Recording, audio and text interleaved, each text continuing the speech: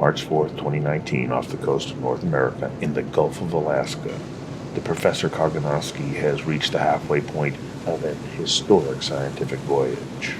This is an incredible opportunity for science. We're on a voyage of discovery here. It's the first time out in this area in the wintertime, looking at the conditions experienced by salmon at this time of year, and it's eye-opening to experience this firsthand and to see the fish in action. After 26 sets, we're still betting how many fish we're going to catch with each set, and everybody is just waiting, eager with anticipation to see what is in the net, how many do we get, what species, etc. Not only what species, but what year were they born, and in what river. Were they injured? Did they get ill? And if they did, what was their ability to fight to recover? Answers to questions that scientists have been asking and will continue to ask about the lives of salmon at sea. Right now I am cutting tiny pieces of fin clips of coho salmon, and I will add these to this plate and incubate them with a buffer, and that will extract the DNA. Utilizing new science, the DNA of the fish that have been caught at specific points in the Gulf of Alaska will provide insights unimagined until now. The enzymes in there, they're from thermophilics, so bacteria that love hot springs, live in hot springs, and therefore they operate at such high temperatures, which is convenient when makes this whole process doable. So the lids are closed, and then I'll spin it down one more time to mix it, and then it goes back to let the enzyme do its work and phosphorylate the ends of the DNA. Right now we're doing 33 fish. So now this program runs for 40 minutes, and after that we can add the DNA sequence that will allow us in the end to identify the fish.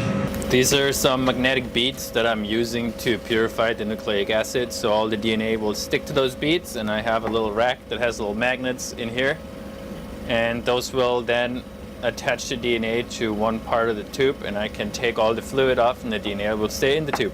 I added an adapter to the multiplied DNA sequence of interest, and now I will add a short sequence that we will use to identify which fish which sequence belongs to. After that we will link them all together and then prepare them for the sequencer. Okay, let's see if we get something out of this. Well, it may be too early to declare the Northern Expedition a scientific home run. The team of scientists from 5 North Pacific countries is enthusiastic about the results. The new discoveries we're making. It's amazing that so many things that we thought we're finding something different now that we're out here. Actually been able to do some stock ID on them to figure out where they're from, which was really exciting because that's what I've been preparing for the last couple months. I'm excited.